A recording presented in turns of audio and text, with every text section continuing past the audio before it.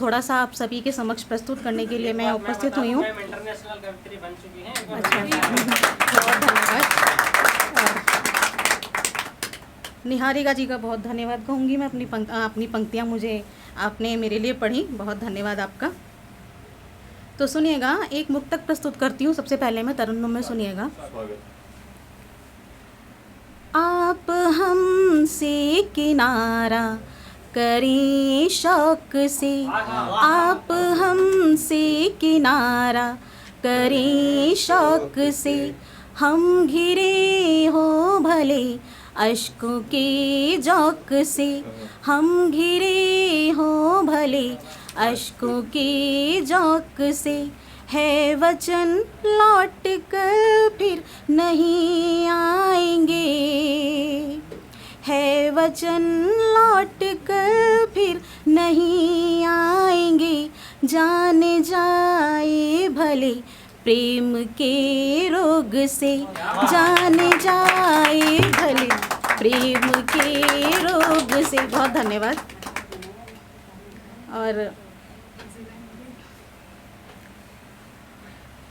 और सुनिएगा, अब थोड़ा तहत में पढ़ूंगी मैं कि जोड़कर मेरे नाम से, जोड़कर मेरे नाम से अपना नाम लिखा करता है वो, कि जोड़कर मेरे नाम से अपना नाम लिखा करता है वो, जाने क्या सोचकर फिर खुद ही मिटाया करता है वो। और मैं भी तो बेख्याली में सोचकर उसे खुद ही मुस्कुरा लिया करती हूँ, मैं भी तो बेख्याली में सोचकर उसे खुद ही मुस्कुरा लिया करती हूँ, कोई पूछे नाम मेरा तो नाम उसका बताया करती हूँ। सहम जाती हूँ अक्सर एक ज़रा सी आहट पर भी, सहम जाती हूँ अक्सर एक ज़रा सी आहट पर भी, हर चेहरे में अक्स उसी का पाया करती हूँ। बहुत शुक्रिया। और कुछ पंक्तियाँ ये कि गम हर एक मेरा तेरे पहलू में छिप जाए, गम हर एक मेरा तेरे पहलू में छिप जाए, भर ले तुझो बाहों में हर तकलीफ़ मिट जाए, हो मेरे सामने जो गले से कभी लगा ले मुझको, कि हो मेरे सामने जो गले से कभी लगा ले मुझको, हर दर्द मिट जाए, हर झगड़ा सुलझ जाए, फिर कोई फरियाद ना करूं, फिर कोई फरियाद ना करूं, लबों पर कोई दुआ ना आए, लौट आए बहारें फिर से गर तू लौट आए, आंसू इन आँखों के सूख जाएंगे सभी, आंसू इन आँखों के सूख जाएंगे सभी, भर जाएंगे ज़ख्म दिल के जो तू मरहम हो जाए। बहुत शुक्रिया। और बहुत धन्यवाद। और एक कविता है मेरी, कविताएं हम सभी लिखते हैं, लेकिन मुझे ऐसा लगता है कि हमारी सबसे खूबसूरत कविताएं वो होती हैं जब हम तब लिखते हैं जब हम उदासियों के दौर में होते हैं, जब हम थोड़े से दर्द में होते हैं।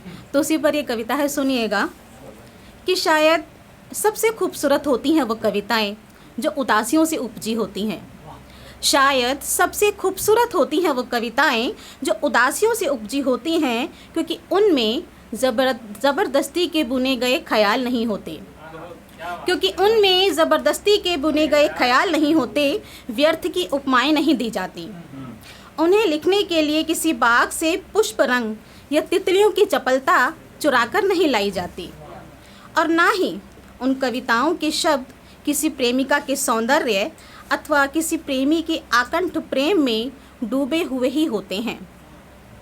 उदासियों से जन्मी उन कविताओं में होता है केवल एक पावन मन, उदासियों से जन्मी उन कविताओं में होता है केवल एक पावन मन, और उस मन की निश्चल संवेदनाएं जो समेटे होती हैं स्वयं में अथाह दर्द, पीड़ा भरे नयनों से टपकते कुछ आंसू, जीवन जीने की विवशता और मृत्यु के निकट जाने की लालसा।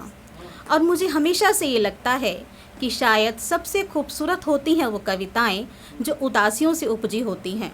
बहुत धन्यवाद। और काव्य पाठ में अपना समाप्त करूंगी। जाते जाते 4 पंक्तियां सुनिएगा कि वो जो कहते नहीं खुलकर कभी कुछ, वो जो कहते नहीं खुलकर कभी कुछ, कोई कहानी उनकी भी है, कि वो जो कहते नहीं खुलकर कभी कुछ, कोई कहानी उनकी भी है, और वो जो मुस्कुरा उठते हैं हर बात पर खिलखिलाकर, वो जो मुस्कुरा उठते हैं हर बात पर खिलखिलाकर, गौर से देखिए आंखों में पानी उनकी भी है। बहुत शुक्रिया।